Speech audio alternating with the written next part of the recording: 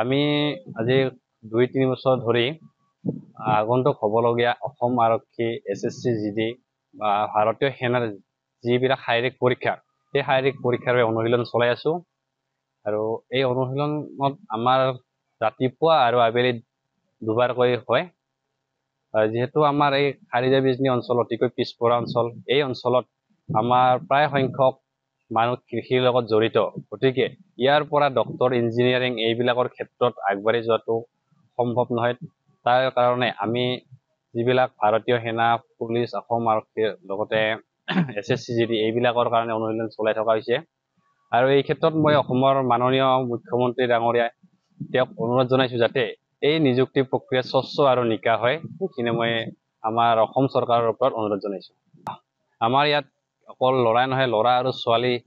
উভয়ে ইয়াতে অনুশীলন চলাই আহিছে বিগত 2-3 বছৰ ধৰি তেওঁলোকৰ এটাই আশা যাতে তেওঁলোকে নিজৰ লক্ষ্যত উপনীত হ'ব পাৰে তেওঁলোকে অসম আৰক্ষী বা ভাৰতীয় সেনা বা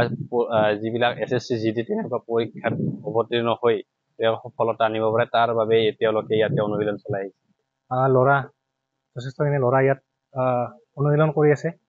যি আমাৰ অসম আৰক্ষীৰ কাৰণে যথেষ্টখিনি পোষ্ট ওলাইছে আৰু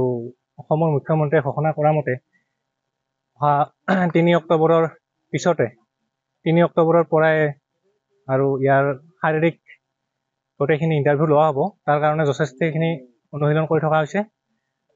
আৰু এই অঞ্চলৰ ভালেখিনি ল'ৰা ইয়াত আহে অনুশীলন কৰে তাৰ লগতে আৰু আমাৰ এই অঞ্চলটো যেহেতু কৃষিজীৱীৰ লগতে জড়িত হয় যথেষ্টখিনি পৰিয়াল গতিকে ইমানখিনি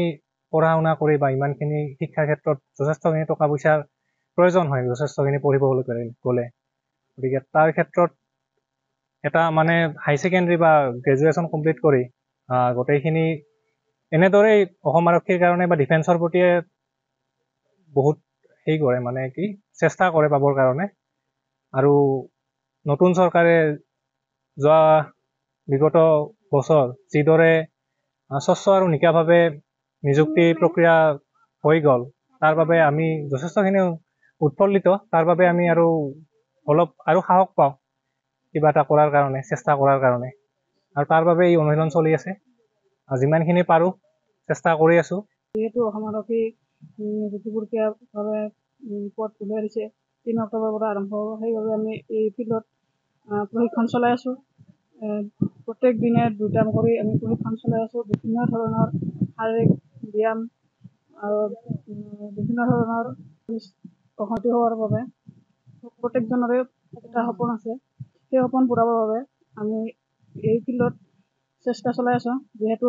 নিজৰ ভৰিত নিজে থিয় হ'ব পাৰে আজিকালি ছোৱালী বুলিয়ে যিহেতু ঘৰতে থাকিব লাগিব সেইটো কথা নহয় ল'ৰা ছোৱালী আজিকালি সকলো সমান হৈছে আমাৰ গাঁৱৰ ছোৱালীবোৰ এইদৰে ওলাই আহিছে নিজৰ সপোন পূৰাবৰ বাবে ইয়াত আমি প্ৰতিদিনে প্ৰায় 20-25জনী ছোৱালী প্ৰশিক্ষণ চলাই আছোঁ